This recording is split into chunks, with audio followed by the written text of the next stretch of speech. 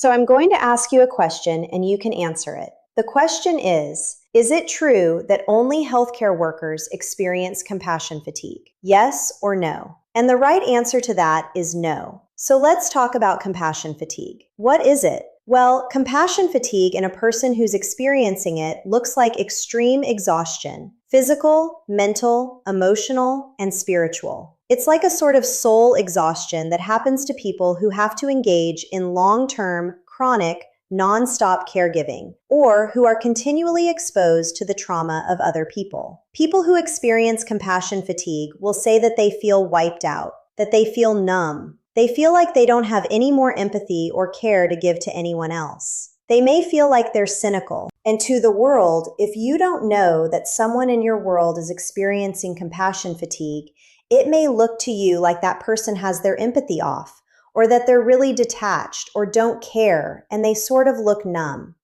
Now remember what compassion is. Compassion itself is basically when empathy gets turned into action. You have the feeling of empathy and care for another person. So then you do something in line with that, right? So compassion is often not just the listening and empathizing, but also you bring them the soup. You listen to them. You offer to help. And folks who are experiencing compassion fatigue may do fewer of these compassionate acts. And when and if they do, they're much more detached when they do them.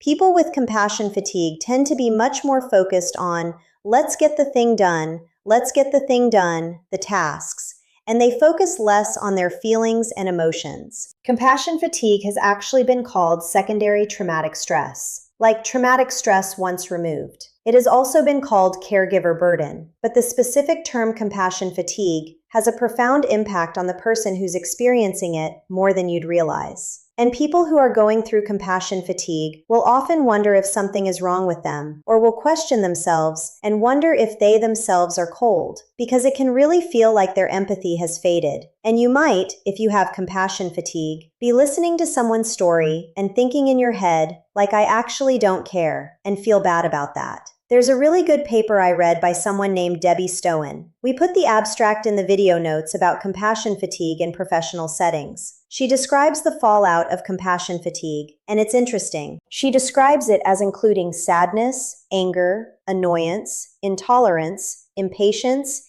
irritability, skepticism, like you don't believe people, cynicism, embitterment, resentfulness, not being able to get along with people as easily, shifts in closeness, intimacy, a lack of interest in being close to others, social isolation, mood swings, anxiety, tearfulness, despair, not being able to think as clearly. I know some of you are saying, oh, that sounds familiar. Now, compassion fatigue can really mess up close relationships because the compassion fatigue means that you don't have it to give.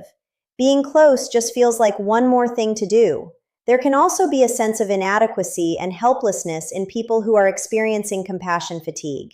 Now, here's the rub and here's the problem. Typically, when we talk about compassion fatigue, especially in the formal literature, even that article I just talked about, it's applied to people who are in professions or jobs that involve caring and helping. Healthcare workers, doctors, nurses, nursing assistants, allied health professionals like respiratory therapists, nursing home workers, therapists, psychologists, counselors, social workers, first responders, EMTs, for example, paramedics, crisis people who work in crisis support settings, people who may even volunteer in settings like a domestic violence program with people who are experiencing trauma, people maybe who even engage in animal rescue, where they've been seeing animals who have been harmed. Now, little of the compassion fatigue literature really reflects on people in relationships. This isn't their job. This isn't their volunteering. This is the relationship they're in. And this can include relationships with family members, partners,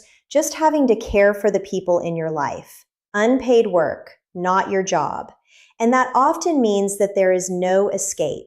And you may also have to do your regular paid job alongside these caregiving roles. And the more complicated the caregiving and the less of a break you ever get from it, the more likely the compassion fatigue. So let's turn this in a different direction, okay?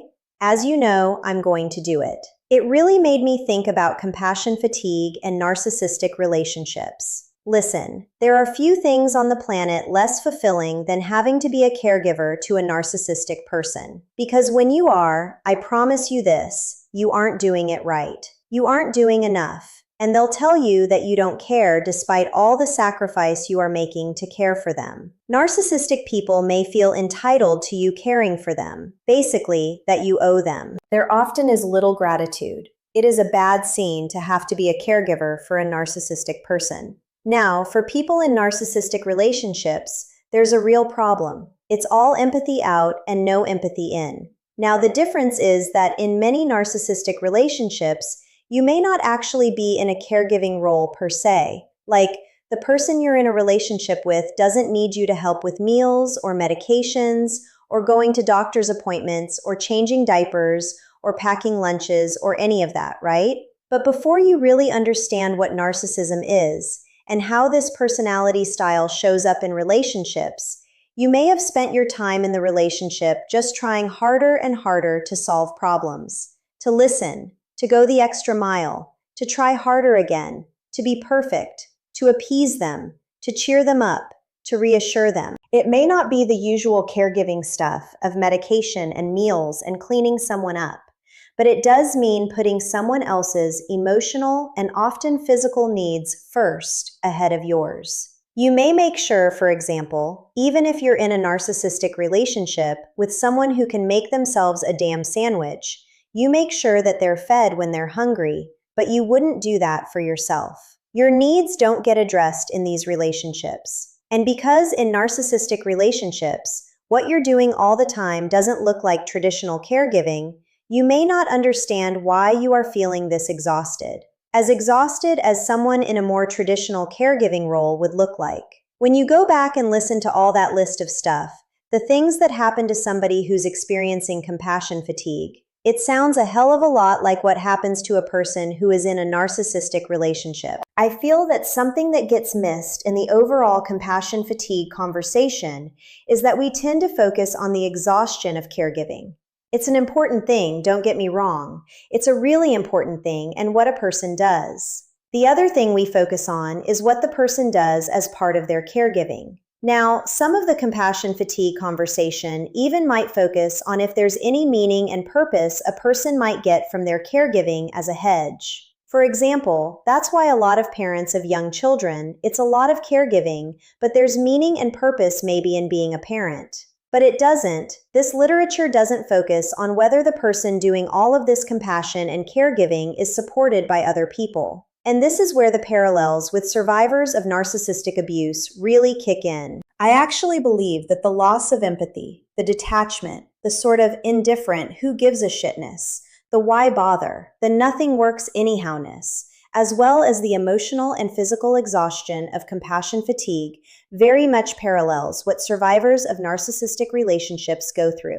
A lot of this is what fuels the self-blame of survivors even further, with people going through narcissistic relationships sometimes thinking, oh my gosh, maybe I am a terrible person.